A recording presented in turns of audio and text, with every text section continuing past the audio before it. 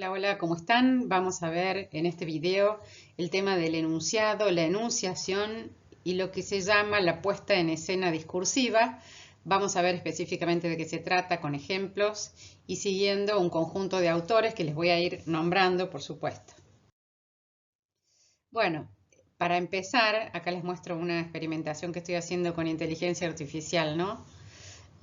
Para hablar de temas complejos, etcétera. Bueno, que incluye papeles, transparencias, ojos, sandías, etcétera. Bueno, pero el tema de este video puntualmente, más allá de la complejidad de esta imagen, es la enunciación y la creación de enunciados. Ustedes piensen que cuando uno elabora piezas de diseño u obras de arte, está creando enunciados. Vamos a ver de qué se trata este asunto rápidamente.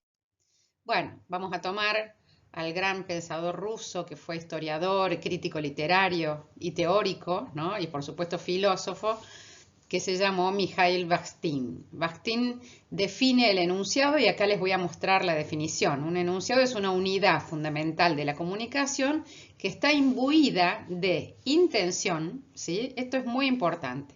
El enunciado siempre tiene una intención. Esto quiere decir que si vos haces una pieza gráfica o creas una obra de arte, siempre tenés una intención, ¿no? Está orientada hacia un interlocutor determinado, influida por el contexto social y cultural y que forma parte de un diálogo continuo.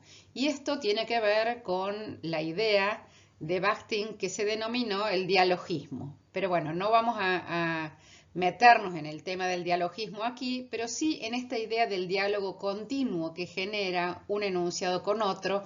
Ya lo vamos a ver más profundamente, pero lo que importa aquí es que comprendas que cuando creas una obra de arte o una pieza de diseño, estás creando un enunciado que tiene estas características, ¿no? Para Benveniste, que fue un teórico de la enunciación también, él dice la enunciación es el poner a funcionar la lengua por un acto individual de utilización, ¿sí? Piensen que estas teorías vienen de la lingüística y nosotros las tomamos para las artes y el diseño, pero que en principio de allí vienen, ¿no? Del estudio literario. Entonces Benveniste dice que la enunciación es poner a funcionar todo el aparato formal de una lengua, ¿no? Para un acto individual, ¿sí?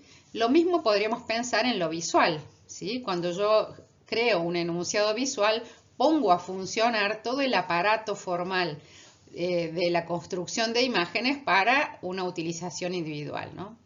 Bueno, la relación enunciación-enunciado es, en principio, similar a la relación producción-producto. Hay que atender a la condición específica de la enunciación. Es el acto mismo de producir el enunciado. Parece un trabalenguas, pero es muy simple. En el momento en que yo voy a producir un enunciado, ¿sí? Estoy creando un producto, ¿no? Y en esa instancia en la que yo estoy produciendo ese producto o enunciado se llama enunciación. Así que bueno, eso me parece básico que lo tenemos que tener claro. Bueno, entonces, si el enunciado, como dijimos antes, está imbuido de intención, ¿no? Está orientado hacia un interlocutor, etcétera, esta es la definición grande, ¿sí? Y acá tenemos otras definiciones. El enunciado es un conjunto de palabras que expresan una idea completa, por ejemplo, ¿no? En el caso de las palabras. Es un conjunto de elementos visuales que expresan una idea completa, podríamos decir. Y también el enunciado visual es una representación de un fragmento de la realidad, ¿no? Esto es muy importante porque en general está en algún punto enlazado con la realidad, ¿no es cierto? Un enunciado visual. Bueno, cada enunciado separado es individual, pero cada esfera del uso de la lengua, ¿sí?, elabora sus tipos relativamente estables de enunciados a los que denominaremos géneros discursivos. Eso es de Bakhtin, una frase del libro básico de Bakhtin. Tenemos después toda la bibliografía al fondo. Y lo que me parece que tenemos que ver acá es que, claro, acá lo que está planteando Bakhtin es que existen géneros del discurso, ¿sí? Y también existen géneros en el lenguaje visual, pero bueno, no lo vamos a a definir ahora. Pero cuando varios enunciados van creando formas estables y se parecen unos a otros, generan, entre varias cosas que tienen que cumplir, pero generan lo que se llaman géneros discursivos. Y los enunciados, a su vez, no te olvides que cuando hablo de enunciados, en nuestro caso estoy hablando de producciones propias de las artes y del diseño, ¿no? Los enunciados a la vez son eslabones en una cadena de otros enunciados. Esa manera de verlos me parece muy interesante, ¿no? Están relacionados con enunciados anteriores y posteriores, ¿sí? Cuando yo veo un aviso publicitario sobre algo, eso me remite a otra cosa, ¿sí? A otro enunciado. Eso es así, ¿sí? Dice Bakhtin, los enunciados no son indiferentes uno a otro, ni son autosuficientes, sino que saben uno del otro y se reflejan mutuamente. Eso es una idea muy linda del tema de la cadena de enunciados que existe.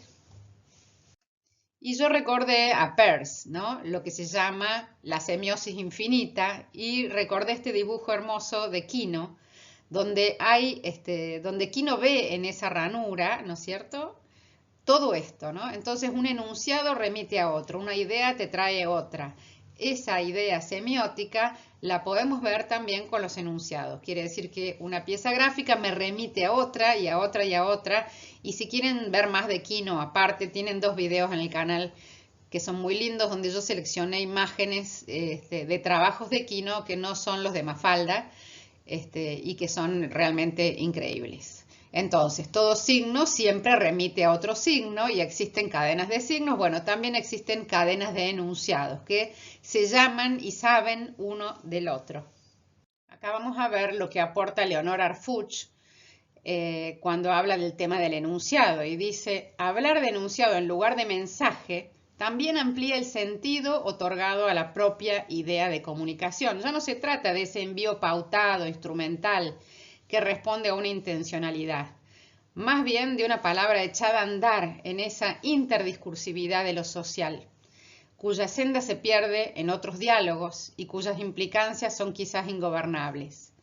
Una palabra, un enunciado visual que, por más programado que se quiera, puede o no llegar a buen puerto. Eso dice Leonor Arfuch y me parece interesante que pensemos entonces en las piezas gráficas y en las creaciones de las artes y del diseño como enunciados que no siempre funcionan como nosotros queremos, que no los dominamos. Nosotros solamente podemos trabajar en la instancia de la composición de ese enunciado, pero luego se libera de nosotros, ¿no?, en algún punto.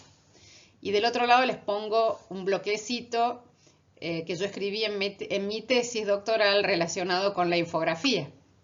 Acá pongo, esta concepción resultaría un aporte de interés para el campo disciplinar del diseño y el diseño gráfico, ya que permitiría entender sus producciones, entre ellas la infografía, que es mi tema de estudio, como textos enunciados, más que como cápsulas de significado, destinadas intencionalmente con resultados ya previsibles, ¿sí?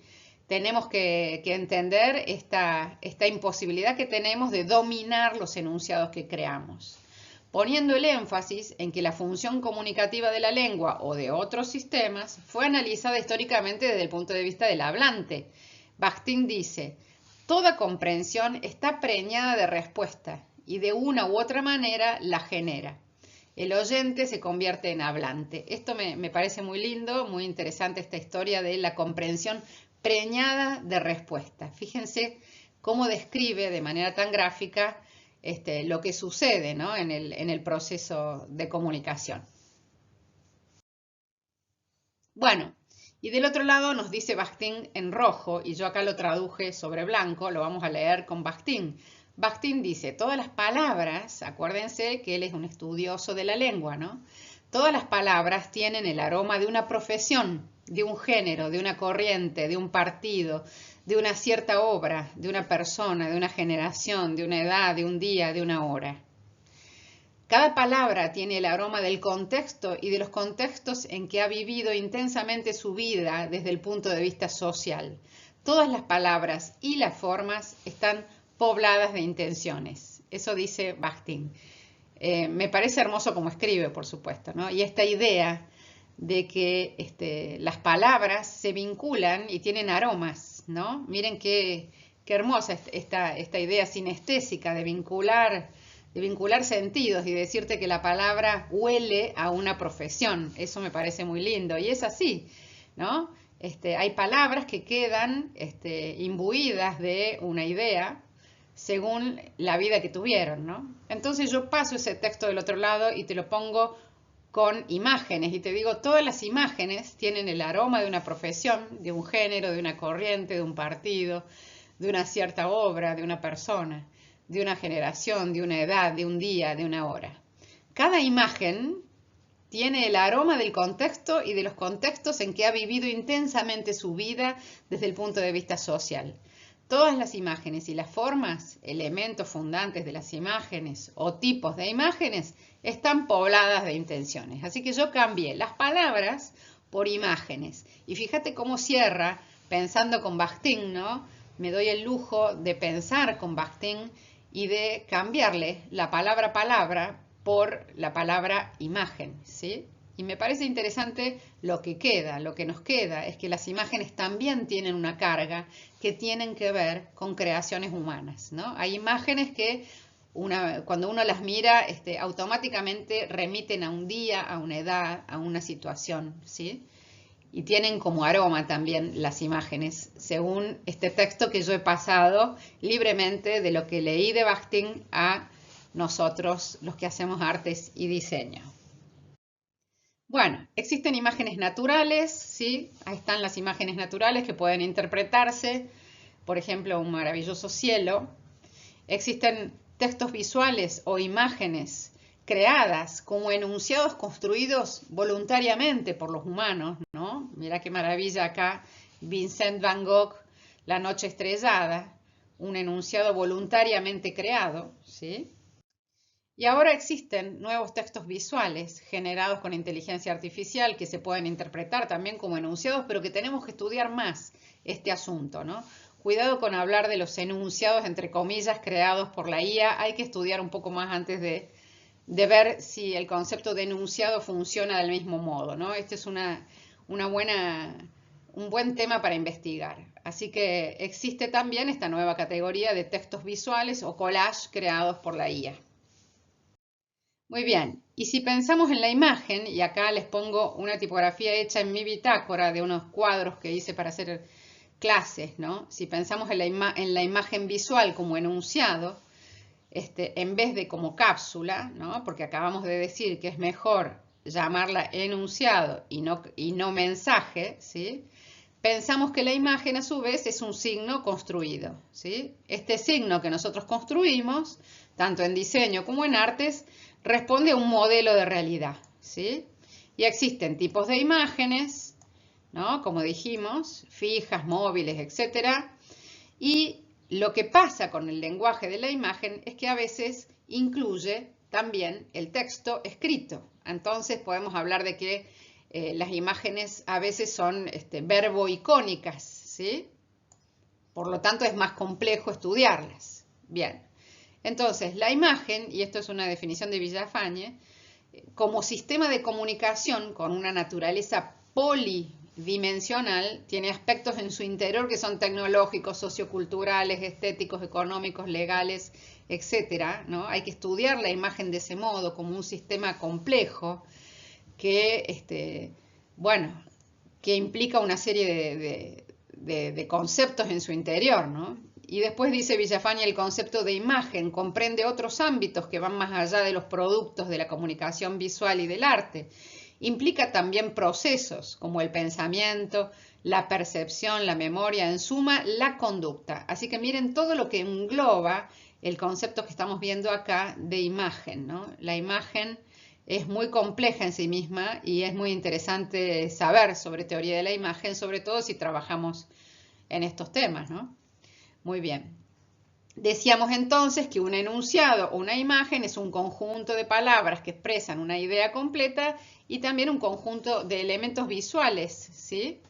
que expresan una idea completa y que el enunciado visual es una representación de un fragmento de la realidad perceptible y o un cierto contenido de fragmento de realidad simbólica. Bueno, todo esto se los puse junto en una placa para que vayan dimensionando el concepto de imagen a la luz de lo que venimos diciendo sobre el enunciado. Así que cuando yo creo una pieza gráfica o una imagen, lo que estoy creando es un enunciado que tiene toda esta carga, ¿no? Tiene aspectos polidimensionales, tecnológicos, culturales, etcétera, y también tiene aspectos que tienen que ver con los procesos, ¿sí?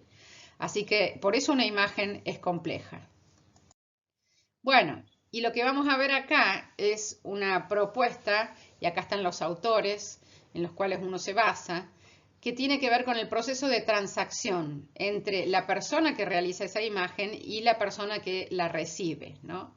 Entonces acá hay un cuadrito que me parece importante, que plantea que existe una persona empírica real, por ejemplo Mariana, que hace el enunciado, ¿no? Estoy yo de este lado y del otro lado hay otra persona, que es un tú empírico, que lee ese enunciado, ¿sí? Muy bien. Pero en el centro, acá según esta puesta en escena discursiva, hay otros interlocutores abstractos, ¿sí? Por ejemplo, un yo enunciador abstracto que vio todo y lo cuenta, y un tú destinatario que es alguien a quien yo destino, ¿sí? De manera ideal, ¿sí? Un lector ideal, abstracto, a quien yo le destino mi enunciado, ¿no? Esto es un acto semiótico, una puesta en escena discursiva. Quiere decir que cuando yo estoy creando un enunciado, estoy poniendo en juego no solo las personas reales que hacemos y que reciben ese enunciado, sino otras personas abstractas en su interior, y vamos a ver, por supuesto, ejemplos de esto para que puedan comprenderlo en la práctica. Bueno, estos circuitos, acá se produce un circuito, una relación entre quien hace un enunciado y quien lo recibe, y esos circuitos son, según Charadot, el circuito externo, o sea, quien hace, fíjense, acá está la palabra, ¿no? Quien hace el enunciado, ¿sí? Que tiene condiciones de producción, de interpretación, un estatus psicosocial y un contrato de intercambio, el hacer. Yo hago una cosa y vos la recibís, y hay un objeto de intercambio en un canal físico, ¿no? El circuito externo está aquí, entre quien hace, realiza realmente el enunciado y lo recibe. Ese es el circuito externo del acto semiótico, ¿no? Y el circuito interno tiene que ver con significar, ¿sí? Por eso son figuras abstractas, ¿sí? Y como dijimos, es un yo que enuncia de manera abstracta y un tú destinatario ideal, ¿sí? Que está dentro del enunciado. Esto, así, digamos, en forma general, es lo que Charadot propone, y es un aspecto muy valioso del modelo de enunciación, ¿no? Porque nos permite pensar que cuando estamos diseñando o elaborando una pieza artística, lo que estamos poniendo en juego no es solamente lo que nosotros somos o queremos ser, sino otros elementos en el interior del enunciado.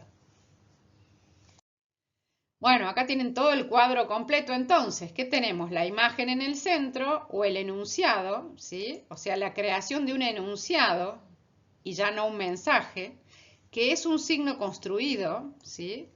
Que nos va a mostrar un modelo de la realidad, querramos o no, ahí va a aparecer un modelo de realidad que tiene tipos de imágenes, ¿sí? De diferentes modos, y que además es en general un enunciado complejo que tiene textos escritos y textos visuales, por lo tanto es un enunciado verbo icónico, ¿sí? Eso lo hace muy complejo. Y acá que tenemos al yo empírico del otro lado, ¿no? Dijimos a un yo real, una persona real que va a realizar el enunciado, que lo produce, ¿sí? Que define el papel del observador, que produce ese enunciado, y adentro tenemos, por supuesto, alguien enunciador. Una cosa era el empírico y otra cosa es el enunciador. El yo enunciador es el que sabe o cuenta y es abstracto, ¿no? Este que está acá. Muy bien.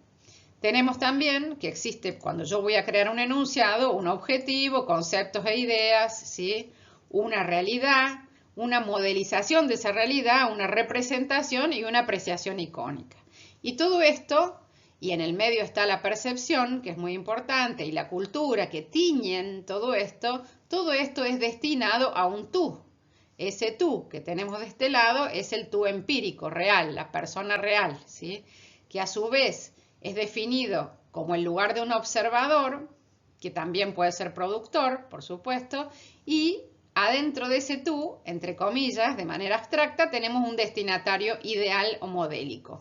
Este cuadro que, bueno, que muestra la complejidad de lo que es la transferencia, ¿no? De la realidad a imagen en el proceso de comunicación. Pero ya vamos a ver este esquema en un claro ejemplo aplicado. Vamos al ejemplo. Yo tengo acá una revista a doble página del diario Clarín de un fin de semana, donde esto era de papel, me divierte a mí porque era de papel, donde se presenta una descripción de un tiburón blanco, ¿no? Entonces en el inicio yo abro la doble página y estoy como frente a una pecera, ¿no? El tiburón me mira a mí directamente, veo todo el cardumen atrás y yo tengo la posibilidad de ver a través de un vidrio, entre comillas, al tiburón, ¿sí? Esta es una manera de presentar el enunciado bastante particular donde, bueno, yo tengo el lugar de un espectador muy cómodo, pero viendo de frente, ¿no? y de manera realista, con una fotografía al tiburón. Y luego tengo, ¿no es cierto?, unas dos páginas que continúan donde aparece una infografía sobre el tiburón. O sea, es otra manera de presentar el enunciado, ¿no? La infografía en general aleja el tema para que yo lo pueda observar detenidamente. En las dos primeras páginas, dijimos, se presenta el tiburón fotográficamente. Se ha elegido que el tiburón mire al observador para luego proceder ya con un tono de mayor neutralidad a explicar las partes y las características objetivas. O sea que yo tengo un enunciado planteado, primero con que el tiburón me mira a mí de manera directa y después en que yo miro al tiburón y lo puedo observar. Entonces fíjense cómo cambia el formato visual, ¿no?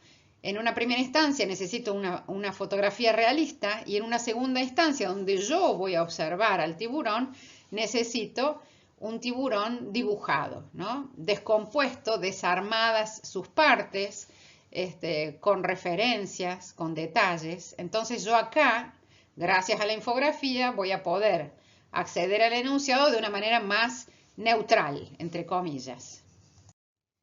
Bueno, fíjense, ¿ven? En este enunciado vamos a ver que existe una persona que hizo realmente la infografía, otra que la leerá, pero adentro de este enunciado tenemos un fotógrafo, un ilustrador, un buzo, zoólogo, que ve al tiburón bajo el agua como si estuviera atrás de un vidrio. Y acá abajo tenemos la infografía que está desarrollada, por supuesto, por la persona del infógrafo, pero con información como si allí adentro hablara un científico, hablara alguien que sabe de cartografía, o hablara gente que conoce perfectamente cuál es el detalle de los dientes de el tiburón, ¿no? No quiere decir que esas personas hayan formado parte del equipo que hizo esta infografía, puede ser que no. Es muy posible que quien hizo esta infografía se nutrió de información y de referencias, pero dentro del enunciado están presentes otras personas abstractas que son las que les digo. ¿Se dan cuenta? Un ilustrador científico, biólogo, zoólogo me puede hacer ese corte histológico, ¿no? Y pone en uso el instrumento a través del cual yo puedo ver esos dientes, ¿sí? Un ilustrador que copia el diente y lo amplía y te lo muestra con detalle. Un ilustrador, pero también cartógrafo, que sabe dibujar estos mapas de manera cabal y puede darme datos sobre las rutas, etc., ¿no? Todos estos enunciadores abstractos están dentro del enunciado y colaboran para que uno interprete toda la pieza gráfica. La verdad es que es interesante ver esto, porque todo esto corrobora la veracidad de los datos, ¿no? Lo que buscan los medios en general es bueno, estar en un acuerdo con el contrato con las personas que miran y que consumen ese medio. Entonces, bueno, acá tenemos, ¿no es cierto?, lo que se busca es confirmar la veracidad de los datos expuestos mediante la cita de los distintos asesores que se tuvieron para hacer esta infografía. Pero fíjense entonces en este ejemplo cómo se nota quién habla de manera abstracta, aunque nunca haya participado realmente un científico biólogo. Por ahí no participó, pero está como presente de manera abstracta dentro del enunciado. Bueno, un enunciado para Doris Dondiss, que también es una gran aportante a lo que es la teoría del diseño, un enunciado, en realidad una composición visual es una declaración visual. A mí me encanta esa palabra, ella usa la palabra declaración visual, ¿sí? Entonces, nosotros tenemos que dentro del lenguaje visual, verbo icónico, o sea que incluye palabras e imágenes, existe un momento clave que es el proceso de composición visual, que es cuando nosotros podemos tener un control más fuerte de lo que hacemos, quienes hacemos arte y diseño. Y luego esto se expande y no sabemos cuál va a ser su fin y cómo va a ser interpretado, ¿no? Por más que nosotros tratemos de controlar la interpretación, eso es imposible. Pero acá me gusta mucho la palabra que nos aporta Dondiss, que es la palabra declaración visual.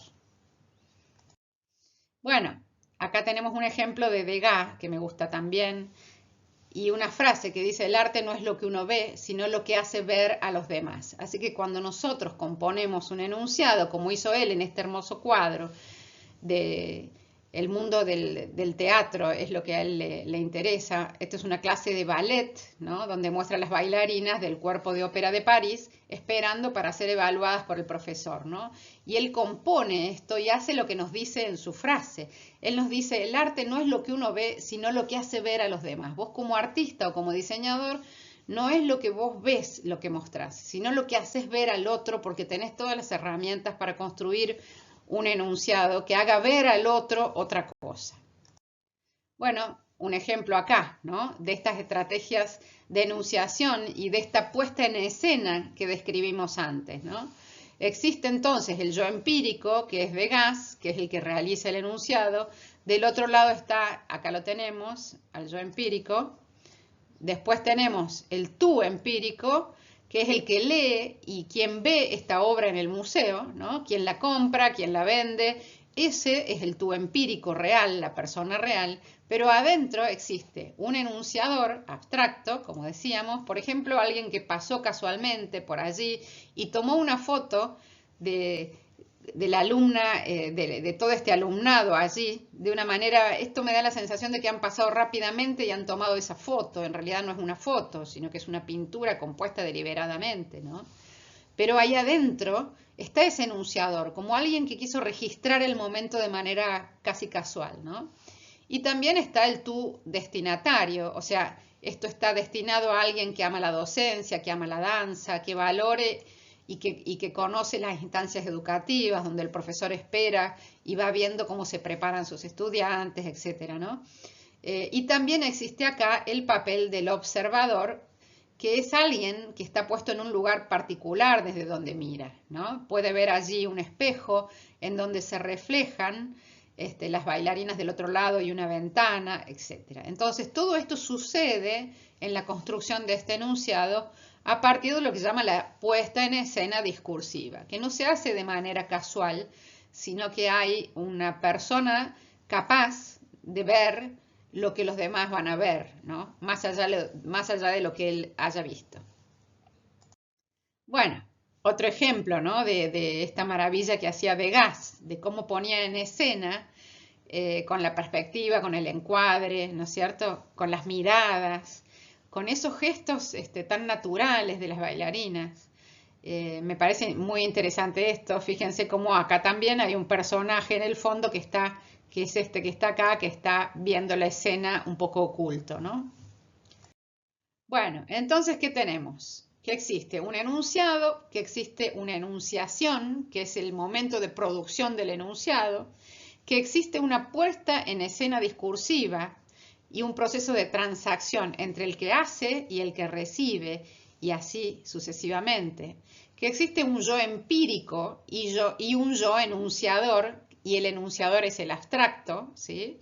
Que existe un tú destinatario, que es la persona real, y un tú empírico, que es alguien ahí adentro, que es modélico, que es ideal. Yo le dedico mi obra idealmente a la persona que que valore tal cosa, por ejemplo, y que existe un circuito, ¿no es cierto?, en esta puesta en escena discursiva, como vimos, el circuito externo, que es el del hacer concreto, y el interno, que es el de significar, o sea, todos esos significados que están por dentro del enunciado, que me parece muy interesante que se consideren. Esta es una visión general de lo que acabamos de ver, para que les quede bien claro cómo pensar su obra, cómo pensar su trabajo de diseño.